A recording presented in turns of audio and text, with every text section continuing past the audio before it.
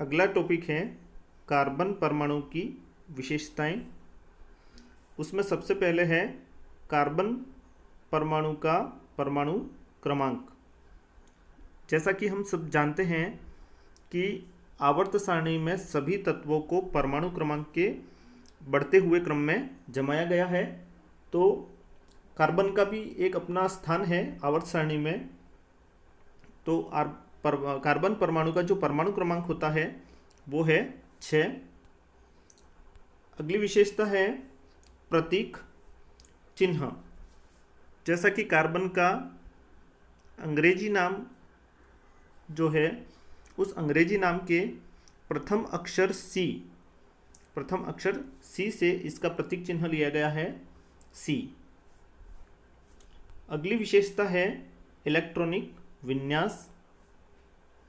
Electronic विन्यास का अर्थ होता है कि किसी भी परमाणु में इलेक्ट्रॉनों की व्यवस्था, किस प्रकार उसकी व्यवस्था होगी, इसको हम कहेंगे इलेक्ट्रॉनिक विन्यास। हर परमाणु का अपना एक अलग इलेक्ट्रॉनिक विन्यास होता है। तो हम यहाँ पर कार्बन का इलेक्ट्रॉनिक विन्यास देखेंगे।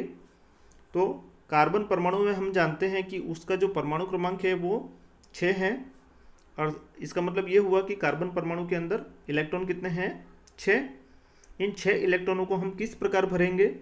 तो सबसे पहला जो कोश होगा उसमें 2 इलेक्ट्रॉन आएंगे, क्योंकि पहले कोश में हमेशा अधिकतम 2 इलेक्ट्रॉनों को ही भरा जा सकता है। 2 इलेक्ट्रॉन पहले कोश में गए, उसके पश्चात कितने इलेक्ट्रॉन बचे?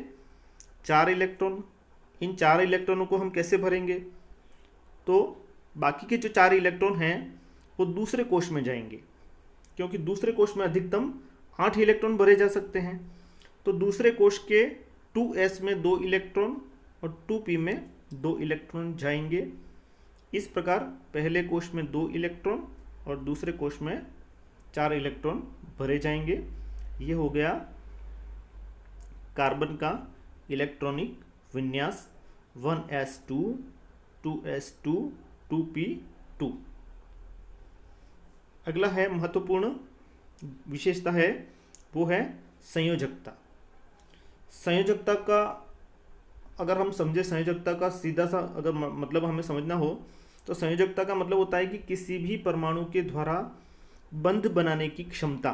मतलब कोई भी परमाणु कितने बंध बना सकता है, वो जो क्षमता होती है उसकी, उसको हम कहेंगे संयोजकता।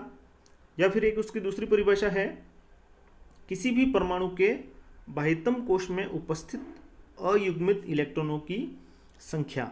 जैसे यहाँ पर उत्तेजित अवस्था में कार्बन परमाणु का जो बाह्यतम कोश है उसमें 4 अयुग्मित इलेक्ट्रॉन होते हैं, उस हिसाब से उसकी जो संयोजकता है वो कितनी होगी?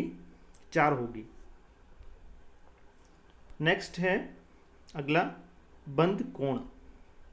बंध कोण को समझने के लिए यहाँ पर इस नीचे जो कार्बन परमाणु की जो ज्यामिति बनाई गई है वहाँ पर देखिए ज़रा।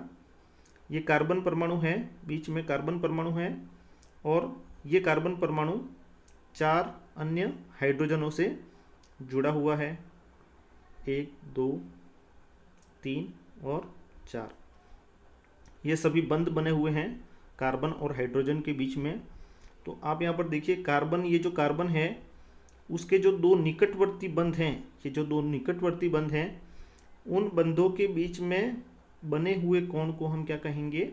बंध कोण कहते हैं। ये जो 2 निकटवर्ती बंध हैं, इन बंधों के बीच में ये जो कोण बना हुआ है उस कोण को हम कहेंगे बंध कोण। और कार्बन परमाणु में ये जो बंध कोण होता है वो 109 डिग्री 28 मिनट का होता है। अगला है ज्यामिति। कार्बन परमाणु में जो उसकी ज्यामिति होती है वो होती है समचतुष्फलकीय ज्यामिति।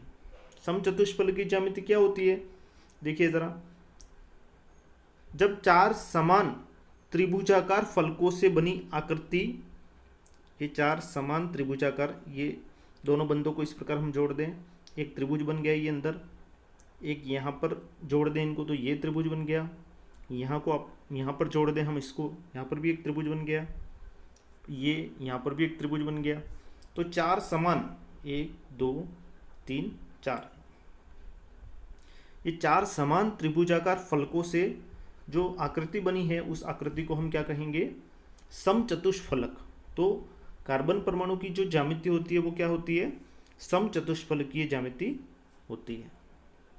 तो ये हो गया कार्बन परमाणु की विशेषताएं।